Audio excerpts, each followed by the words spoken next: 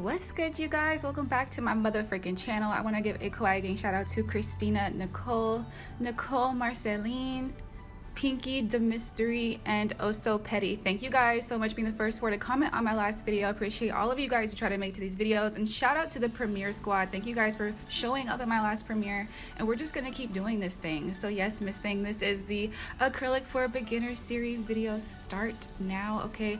But first I want to show you guys these new acrylics that I got from Model Ones. It just so happened that these colors were perfect for the design I had in mind. It's kind of crazy how that works out. I just want to show y'all because acrylic swatching is kind of just like one of my favorite things. Actually, any swatching in general. If you guys enjoyed this swatching, I have a bunch of videos where I've been swatching lately. I've just been showing you guys all the colors, and if you're loving these acrylics, I have swatched their solids as well as their glitters. So I think I'm gonna just put them in the description box because I know my cards are gonna be full during this video. So this is everything that they sent me, and I'm gonna be using the Model Ones monomer today.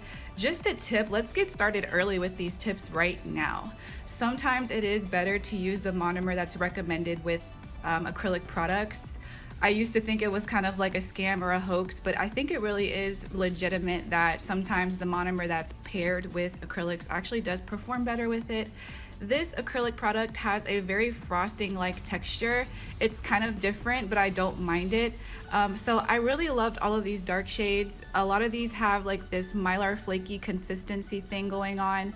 I'm definitely getting very spooky vibes. I think I'm gonna be using these a lot for like Halloween time. And then all of the pastel shades were definitely like on point for what I was trying to do. I want to do like an opalescent look to match my jewelry today. And if you guys saw my rings earlier and you like them, the links will be in the description box. This video is sponsored by Model Ones, and I also received the jewelry to review from Julia. So I'll be doing an unboxing for Julia towards the end of the video, like basically at the very end. And this is a long one, so if you're here in the premiere, yeah, get you a snack because we're gonna be here. So let me know, first off, I want to know what colors are you guys feeling. I'm using 60 and 59. Y'all probably already guessed it, but yeah, I love those so much, so we're gonna get into this.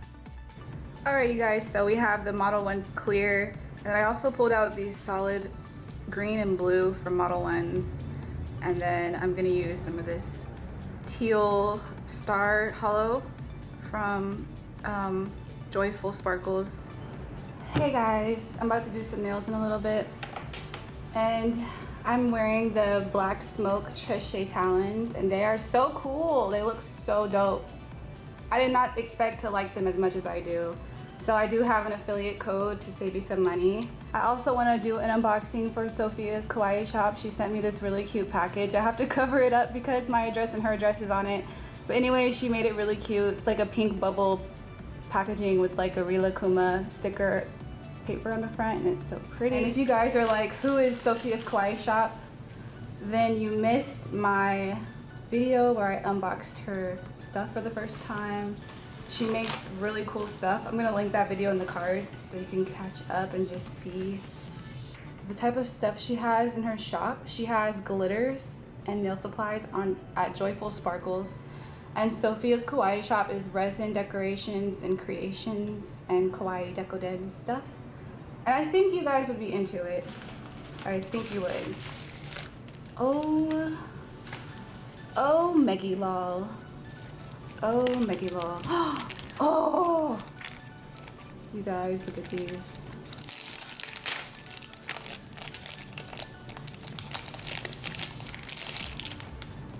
I have never seen these before. Look at these. Oh my god. I can't open this. Oh, it's okay. There you go. Thank you, Sophia. These are freaking amazing. Oh my gosh. There's nail art stickers in here. How cute. Look at these, you guys. I forget the name of this character. And then we have Care Bears. Cherries are so cute on that too. Look at these keychains, y'all. Look at this keychain. Sorry that I'm so ashy right now. Please don't notice that. It says milk. Can you see it? Milk, fashion, leisure, peach milk. And it's literally a little milk bottle container. And it's like, oh, it's so cool. Do Do you see how that blue is moving in the clear solution? It's like a jelly. It looks so dope. Do you see how it's like moving in there? It's like a slime or something. This is so beyond cute. I love this blue. And then there's like a little ball right here. Definitely gonna clip this onto something ASAP. So this is what I ended up doing with the keychain. I put it on my purse and I'm obsessed. Thank you so much, I love it. This is a silver flaky, and then this is kind of like a hollow duochrome flaky. So I'm definitely like leaning on the silver side. I'm just super inspired by my opal ring. I wanna do something really similar. And I wanna use some tips that I used to use all the time on my channel, but I just kind of stopped using them. I guess I just got tired of going to the store and buying them. These are from Sally's Beauty Supply. And they are called Clear Vision Cutout from the Terrific Tips brand. And I think this shape is really coming back on trend. I see a lot of texts doing this shape, and I'm pretty sure this is the tip they use. This style of kind of like, it's not completely Empress curved, but it is curving down a bit.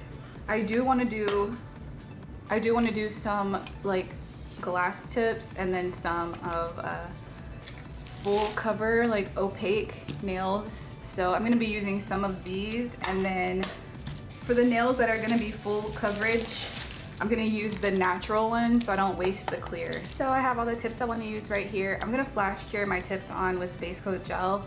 People are always super skeptical of this method, and I'm so surprised that it's not like a household thing that we all do at this point. There's still people that don't really know if they can trust it. I would say take my word for it, but people are going to be skeptical. If anyone has tried this, leave a comment below letting me know how this method works for you. But basically, you're going to start with a nail that's already prepped. So this video is not really going to go into detail about how to prep your nails, but I'm going to quickly simulate a nail prep. You would push back your cuticles with your cuticle pusher like so. If you want to, you can use your Efile with a cuticle bit and then go around your cuticle. After that, you're going to need to take a hand file and put some scratches onto the nail. You can use your hand file, or you can just use a sanding band if you are comfortable using the Efile.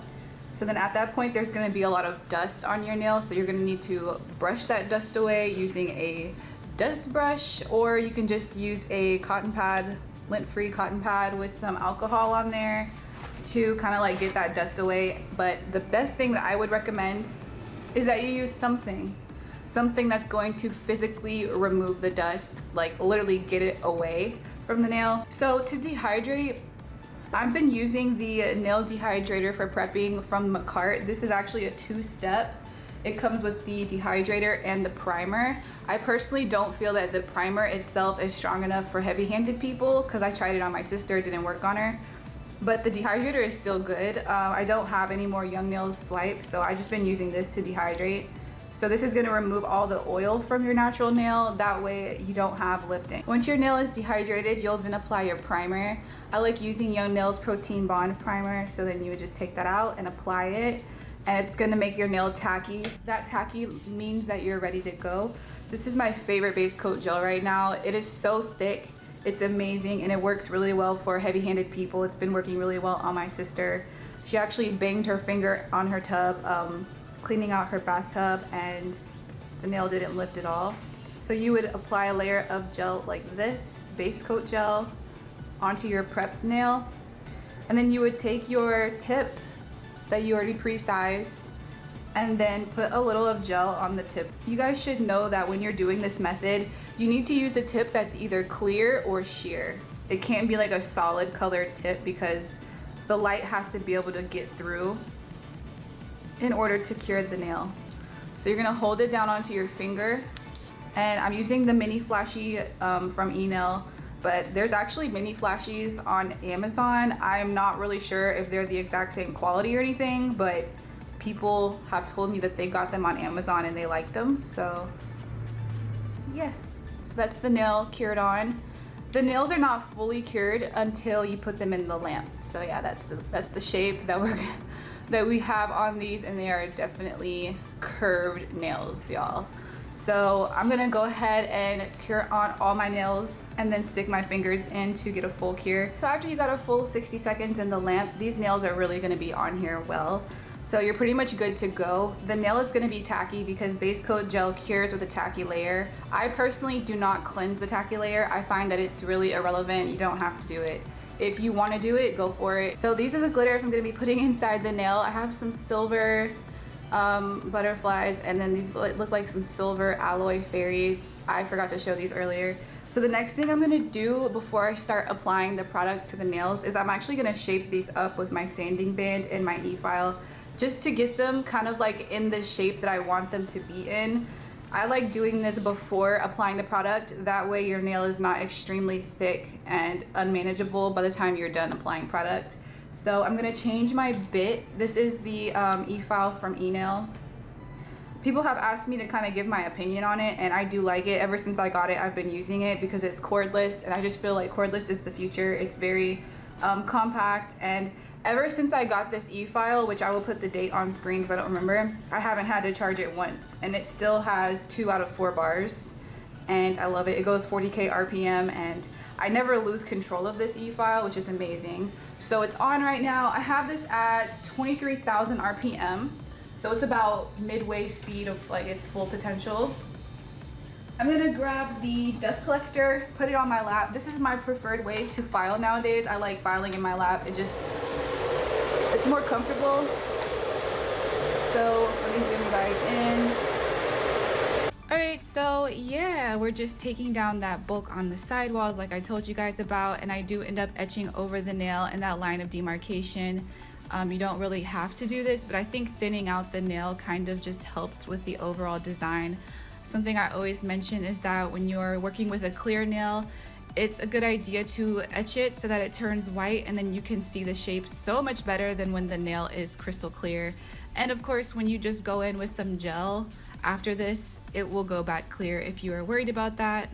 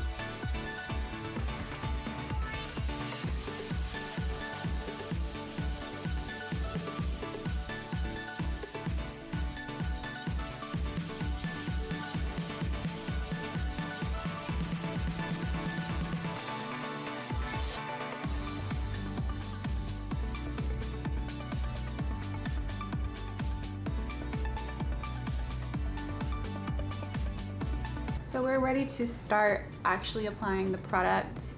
I just cleansed off the top of my nail to get that dust away from the nail bed and off the nail and stuff. So this is gonna be the Acrylic for Beginners series part 1. I wanna take this like really slow, step by step. So we're only gonna cover a couple topics in detail in this video. That way it's not too long. And then we'll just make it an actual series where, you know, once we get to the next topic, it will be the next video. And we'll cover specific things in that video. Anyways, the brush I'm using today is actually one that I bought a long time ago. I just found it like in my bunch of stuff, and I just used it to do my swatches, and you can probably see that the hairs are already stick together and frayed. Some brushes are more prone to do this if they're lower quality, but honestly, it's something that can happen with any brush. Usually when you're done using your brush, you're supposed to let it soak in brush cleaner for like an hour or something like that, and then take it out and store it. I don't do that. I kind of just like put them up, and then when I'm ready to use them, I refresh them. So I'm gonna show you how I do that. It's so simple. I just take pure acetone and I put it into the cap of the acetone bottle. So I just take the cap like this and pour it in. And then I will just dunk my brush in here. And this is usually enough to release that gunk because it's really not that much. There's not like actual beads in there. It's just kind of like residue that's sticking to the hairs. So this is also something you can do instead of using brush cleaner. You can just thoroughly clean the brush and then put it away, because you know, like having to buy brush cleaner is somewhat of an extra expense that not everyone might want to do. I never did, so I would just do this using acetone. So after I feel like I've dunked it in enough, I'm gonna start wiping it off on my paper towel and then covering up the hairs with the side of the paper towel and then pulling it through to kind of squeeze out the excess product. And already the hairs are splaying out, so they're pretty much clean and free now. I'm seeing like one hair that's sticking out. You might not be able to see it because it's such a tiny hair. So I'm gonna fix that by just cutting it. I do recommend alpha brushes. I'm using the number 18 oval right now. I mean, sorry, the number 8 oval right now. So this looks good to go. That's pretty much all I do to do that, to keep my brush clean. Super easy. Some people will say that doing that is not good for your brush, but I've never had that experience. It's never like destroyed my brushes. So I poured out just a little bit of the MODELONES monomer, and I'm using these tiny dishes right now because I want to start changing out my monomer more frequently than I have been when I've been using my super big monomer dish. When I use this super big one, I pour so much in here and I feel forced to use it till the last drop, and that's not always good for your application. So if you can find a smaller dish, that might help you so that you can clean out this dish more frequently. If you're doing long nails, you might want to swap out your monomer like every couple of nails. And if you're doing shorter nails, you could probably use it for one hand and then switch it out for the next hand. That's something I learned on the Tammy Taylor channel, is that fresh monomer just definitely acts different than old monomer. Old monomer has particles in it, so you might have like shimmer or glitter mixed into it that you don't want on the next finger that you're working on. It also becomes kind of gummy, sticky, and then the color can kind of suffer for it. Your clears won't be as crystal clear. So it just helps with the quality as well as the strength of the beads. So I'm going to kind of like dip my brush onto the base of this dish. I'm gonna bring it up closer so you guys can see. And I'm pressing down. This is opening up all the hairs, releasing all the bubbles, all the air bubbles, and then it's like my brush just took a drink of monomer. Now this is way too much. This is like a super wet brush. It doesn't need to be that wet. We're gonna tap the side of the brush and pull up, and that's gonna release the monomer, the excess monomer. So I'm pretty good with big beads, so that doesn't bother me if I pick up a big bead. If you don't want a big bead, you might just dip half of your brush into the monomer. So that's just something to note. So let's go ahead and start doing my thumb. I want to show you guys what it's like to pick up a bead. This is how I pick up a bead. I tap maybe like 3 times, turn it over. I always look at it. You can tap down the brush to like dust off the excess that didn't get picked up with the monomer. As you can see, this bead is already getting saturated with monomer, and usually when your brush is turned upside down like this, it's a lot easier for the monomer to kind of like get into the bead. Another tip I have for you is if your bead is too dry, I will actually go dip back into the monomer and make it wet again. I've never had an issue with that. So I'm gonna place this down before it gets too set up, and I'm actually gonna let this be my cuticle bead. So you guys are seeing me clean my brush off after I placed it, grab some more monomer, and now I'm coming back to maneuver it. Very rarely will I place a bead down and immediately start messing with it. Typically, after I place a bead down, it's just sitting there for the moment. I'm going to come back after placing it, wipe, wipe, turn, wipe, turn, wipe, turn, wipe. That's how you clean your brush on a paper towel. So when it comes to this little paper towel, you're probably gonna wanna clean this or swap this one out every couple of fingers, or when you notice it getting ridiculously dirty, you might wanna change it out, because if you're trying to clean off your brush and you're just wiping onto old product or sticky product, it's obviously not gonna clean the brush. So the first bead that you put down doesn't have to be the cuticle bead. I just did that here. If you were gonna build up an entire nail of one color, I would say for a beginner, start your bead at the free edge. We'll do that on the next finger. I started this one here at the cuticle area. So when I turned my nail to the side, that kind of just leveled out the nail. This is not a strong enough nail, but I would say that it needs about one more bead here and a bead in the middle, and then maybe another bead at the apex, because it's a very long nail. I'm gonna like keep a little bit more monomer in this brush and pick up a bigger bead here and dust off the excess, and I'll place it right here. Something about this MODELONES acrylic, it has this frosting texture to it, and you guys just saw I left the bead alone, cleaned off my brush, dipping back into the monomer, so now my brush is perfectly clean and fresh, right? This is preventing stickiness from happening, right? That's what that's doing. If you go back onto your nail with the dirty brush, quickly you're gonna notice that your brush is becoming unmanageable, sticky, the hairs are sticking together, and there's gonna be acrylic stuck into your brush by the time you're done with this nail. So constantly cleaning after you touch this nail is the key. It just has to become like second nature. Always check your side profile view to make sure you're not making this too thick or anything. So this is gonna be, I think I'm gonna do an ombre glitter nail with this. So I'm starting the nail off with this blue color at the cuticle area. I'm gonna dip in and pick up my free edge color, which is gonna be the pink. And I'm gonna place it right here and blend it back. That's what I like about these natural tips. It kind of gives you a base so that you don't have to apply so much acrylic. It can kind of help you create a solid nail without over applying and making the nail really thick.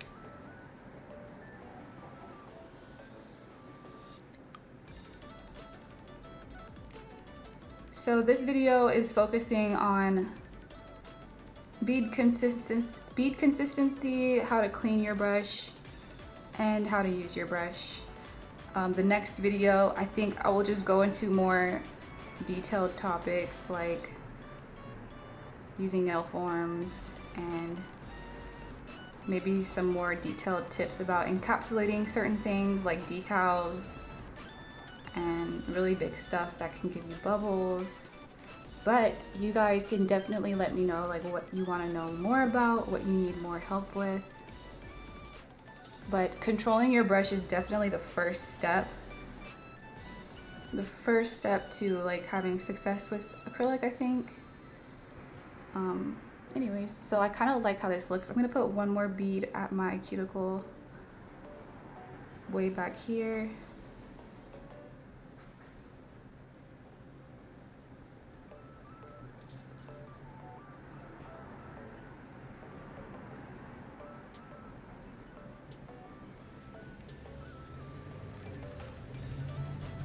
Sometimes the product is gonna run like this, but it's okay to always be wiping around, getting it off the skin.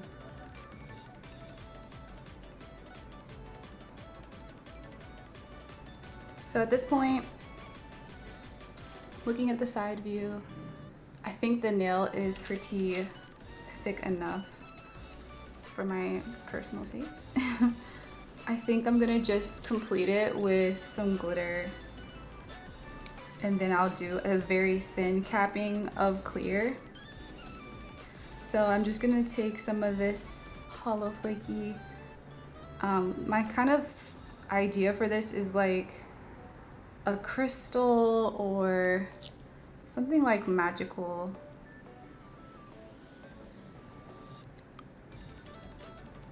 Definitely lots of silver.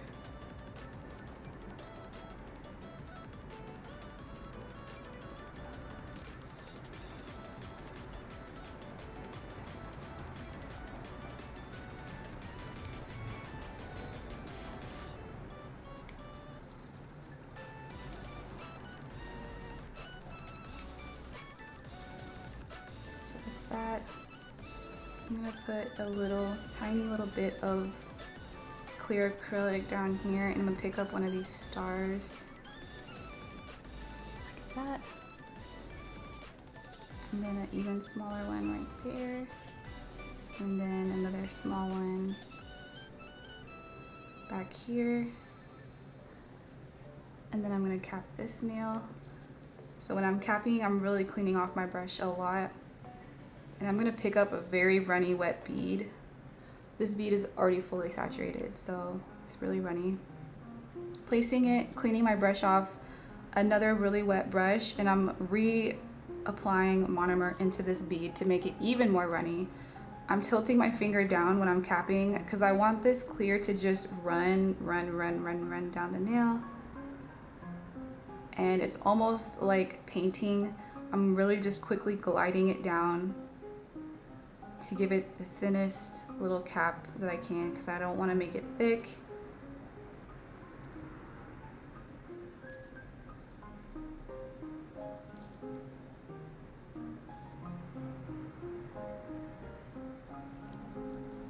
I'm going to do a little bit of capping at the free edge.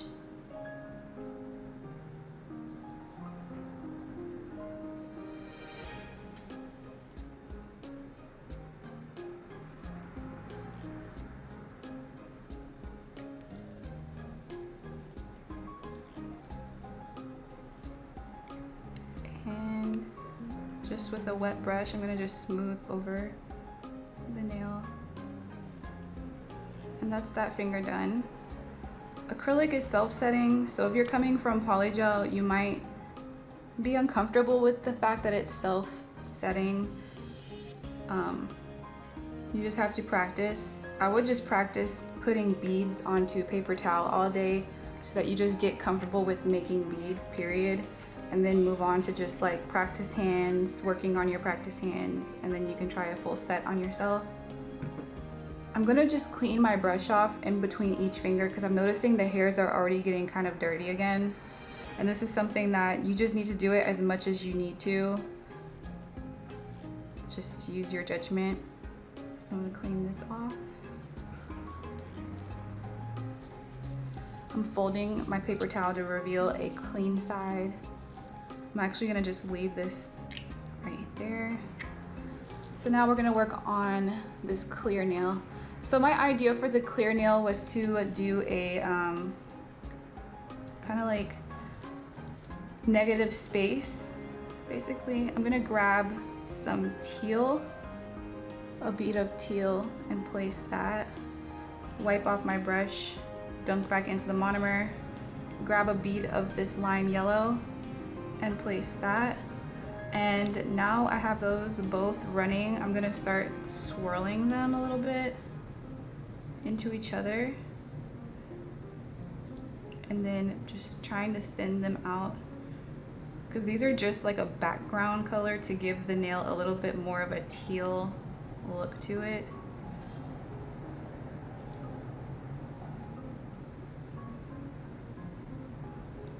So those are set up on my finger. I'm gonna dip into this blue glitter again and place it right on top. So this is gonna give me that opal color to match my ring, I think. This is the ring and this is how the nail is looking. These MODELONES acrylics that have the glitter mixed into it definitely gives you that opal look to it.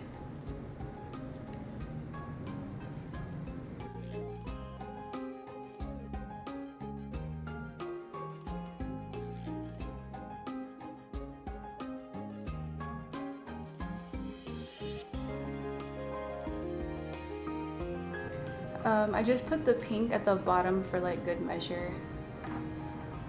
But what I'm gonna do now is kind of like grab these flakies and set them into this edge. So this is like my little geode.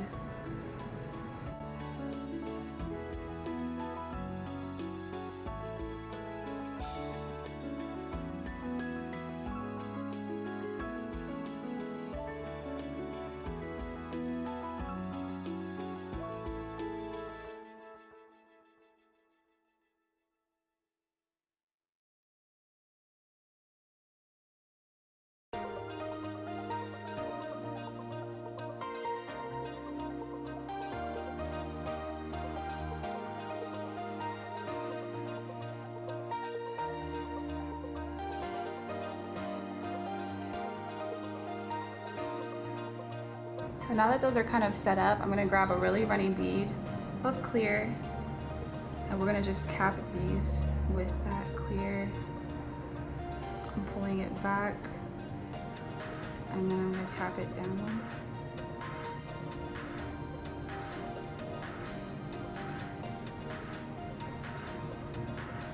And you don't want to like be too rough because it can kind of like move the glitters out of place. As you can see, I'm using the wide part, or like the body of the brush, not really the tip end of the brush. I'm using the body to flatten and walk it across the nail and down the nail. And once you reach the free edge, you just square it off like that. You don't have to waste any product. You can square it off and float it backwards and bring it all back towards the apex.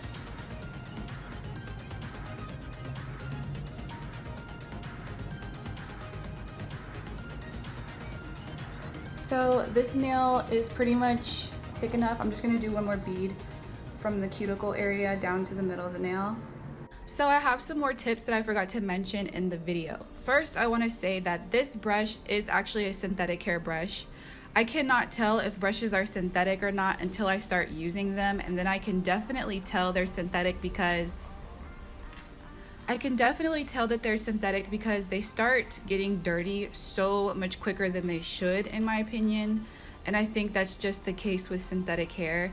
That's the price you pay for like getting a cheaper brush. And they definitely do the job. I used it for this hand, but by the time I was ready to do my other hand off camera, I had to switch off and go use my Alpha brush. I really love the Alpha brushes. They're Kolinsky hair. They're high quality and they last throughout so much abuse. I've put my brushes through sheer hell and back, and they still lasted. I used to pinch my brushes, and as y'all know, I soak my brushes in acetone when they're messed up. So I love those brushes. So the link will be down below for that. And I also do like the Artistic Sculptor from YoungNails. So if you are a YoungNails fan, that one is great too. So another thing that I should let you guys know is that with monomer and acrylic, sometimes if the room is cold, your beads will be a lot more runny. So you might be noticing in this video that my beads are like kind of running on my skin really quickly. I think this would not be the case if I had made it a little bit warmer in my apartment. I don't know why. It's not until I'm editing the video that I realize that's what's going on. It's always after the fact, like a forethought, or no, an afterthought that, yeah, you should have made it warmer in the room. So that's just a tip. Make it warmer in the room if your beads are runny. If your beads are actually setting up way too quick, then it's too hot in your room. Either turn the air down, or you can take a bowl of like ice water and set your monomer dish in that ice water, and that's gonna actually help to slow down the setting of your beads. I've mentioned this before, so this might be kind of like a broken record moment for some of you guys who are avid watchers, but with acrylic, there are some monomers that are fast setting and there are some that are slow setting, so definitely just look out for which one it might indicate that it is on the packaging or on the website.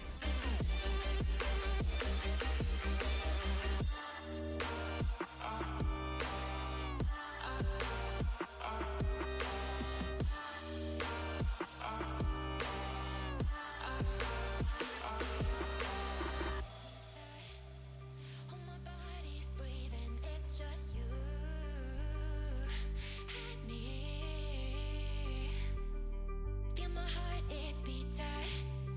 Hold my body.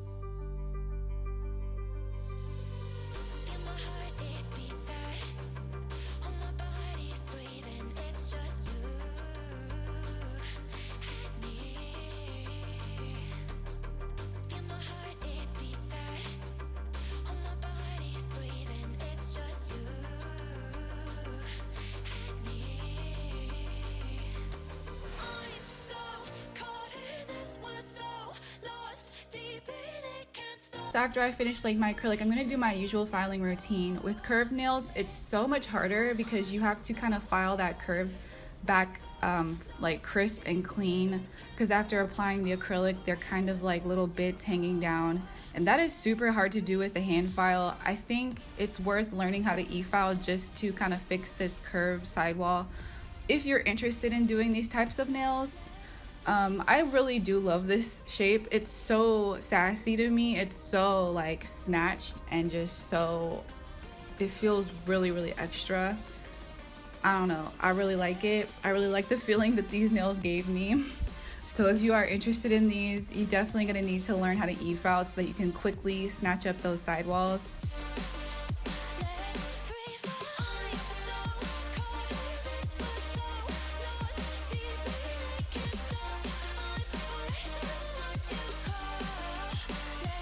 After filing, I wash my hands and I dried them off. Make sure that there aren't any like pesky little fibers from the paper towels or anything. And then I'm just gonna go ahead and start top coating. Any nails that are like a glass nail, I'm going to top coat the underside as well.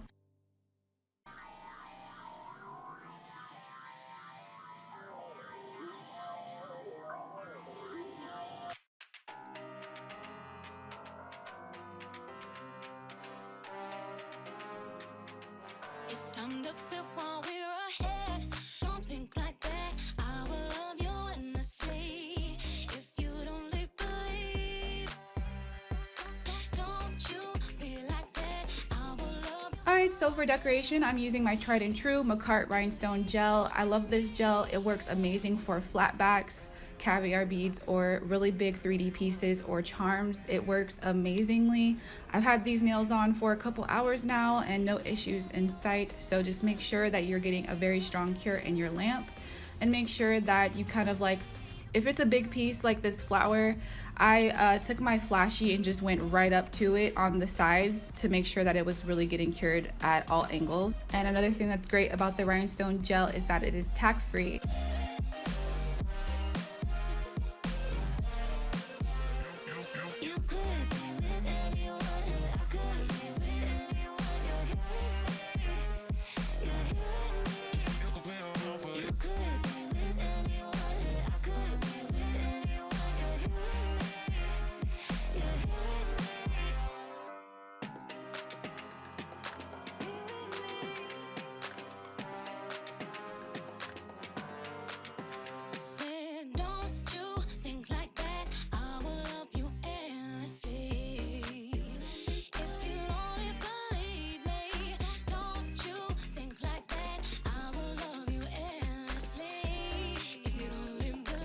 So this is the final result of the design that I came up with.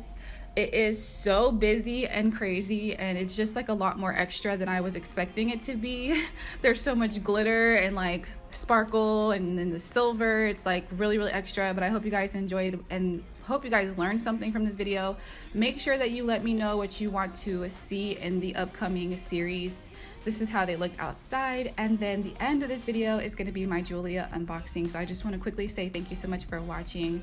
Make sure you stay tuned until the end and give this video a thumbs up if you did enjoy it, and thank you so much to my patrons, and make sure you guys are subscribed, hit that bell, make sure notifications are set to always notify so that you guys never miss these premieres and never miss any uploads from me. I love you guys all so much, and I'll see you guys in my next one. I love you, bye. So I have another Julia jewelry unboxing, and I'm super excited for this one.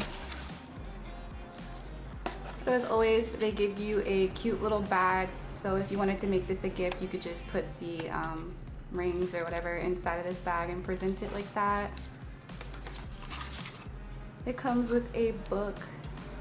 I have this bracelet actually, and it's super cute.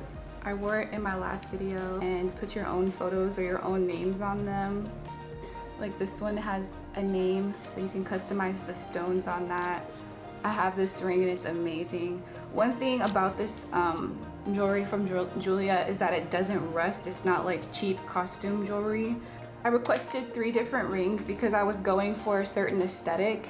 I wanted to kind of do like a fairy inspired look, and I wanted some rings to kind of go with that. I don't know if this is going to be at the beginning or the end of the video, so you might have already seen the nails that I want to do. But yeah, so if this is a gift, you would have to prepare it beforehand by opening it up and putting it all together. So the stuff that I got this time is something that I was talking about last time I did a Julia unboxing, is this type of like opalescent stone. And it has like really pretty silver details on this stuff. So this is a 2-for-1. You get 2 rings because they're supposed to be worn together. And it has this sort of like tarnished silver effect. So you would like just present it like this in that bag. And it's a super, super nice gift. And this opal looks so good. I don't know if you can see how pretty it is. I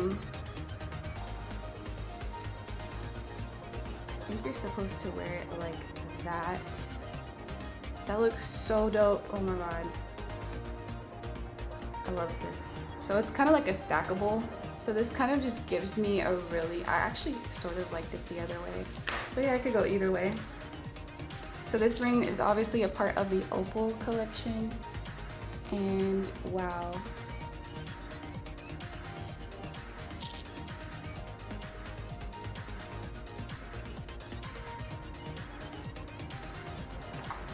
I'm gonna put this one over here.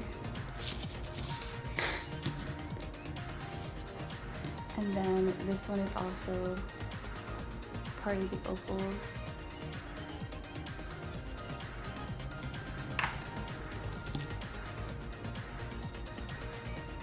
So that's how they look, and it's so pretty to me. It's such a fairy vibe, oh my god. And you can definitely like stack them different, and there's actually more opal rings on the website. If you don't like the shape of these, they have other ones, and they do have like a yellow and pink opal too. So yeah, that's the unboxing. Thank you, Julia, for sending me these rings. I am an affiliate, so my affiliate links will be down below if you're interested, and you guys can get a discount. I think it's 15% off with my code, so definitely check those links down below.